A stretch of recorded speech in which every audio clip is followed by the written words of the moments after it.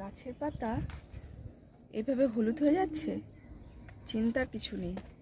শীতকালে যে কোনো গাছেরই পাতা মোটামুটি ঝরে, কিন্তু সেটা খেয়াল রাখতে হবে যে পুরো গাছের পাতাই হলুদ হয়ে গেছে কিনা।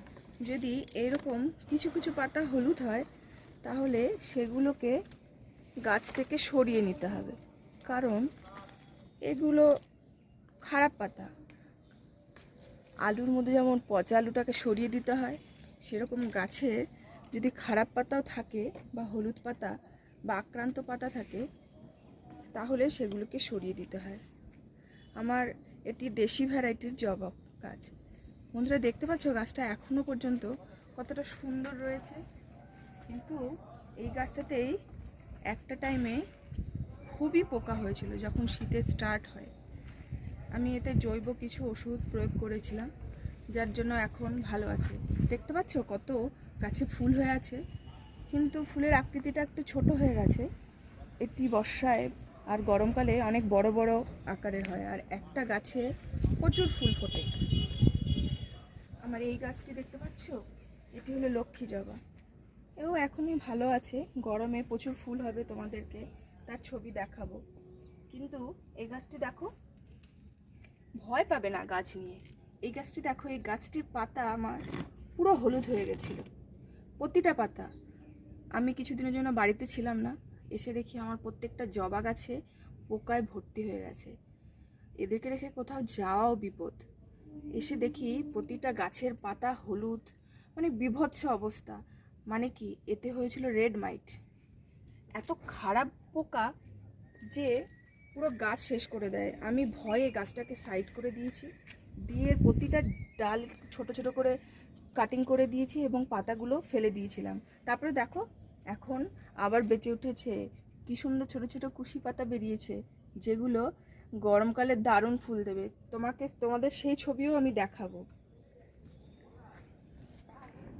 এদিকে এসো। এই গাছটার তো মানে কি বলবো, এই দেখো এখনো পর্যন্ত পোকা আছে, আমি এখনো পুরোপুরি দূর করতে পারিনি। আমি এদেরকে আজ গিয়েই ভালো ওষুধ প্রয়োগ করব, যাতে এর পোকাগুলো চলে যায়। আমি বেশিরভাগ ঘরোয়া উপায়ে গাছ প্রতিপালন করি, কারণ আমার বাড়িতে ছোট বাচ্চা আছে। তার জন্য আমি খুব কমই ভয়ানক বিষাক্ত ওষুধ ব্যবহার করি। চেষ্টা করি যাতে প্রথম অবস্থায় জৈব উপায়েই গাছগুলোকে বাঁচানো যায়। দেখা যাক কি হয়। এই গাছটা দেখো, এই গাছটা গরমকালে তো প্রচুর ফুল দেয়, শীত হলে কি হবে, গাছের প্রত্যেকটা ডগায় কুঁড়িতে ভর্তি ছিল, কিন্তু প্রত্যেকটা ডগায় পোকায় ভর্তি, কুঁড়িতেও ভর্তি, পোকায় ভর্তি। আর সেই পোকা দূর করতে গিয়ে আমাকে প্রত্যেকটা ছোট্ট ছোট্ট করে প্রুনিং করতে হয়েছে। দেখো প্রত্যেকটা মাথায় আমি ছোট্ট ছোট্ট করে প্রুনিং করেছি, কিন্তু এটা এত ভালো ভ্যারাইটির ফুল গাছ।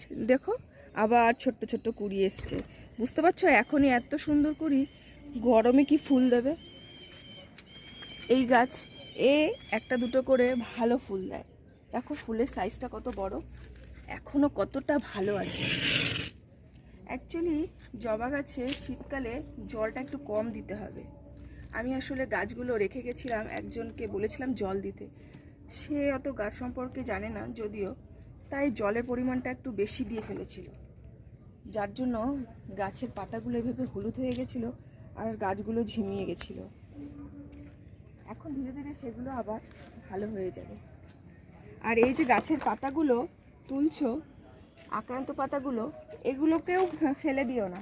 এই পাতাগুলোকে ভালো করে রোদে শুকিয়ে নিয়ে জৈব পদ্ধতিতে সার তৈরি করতে পারবে।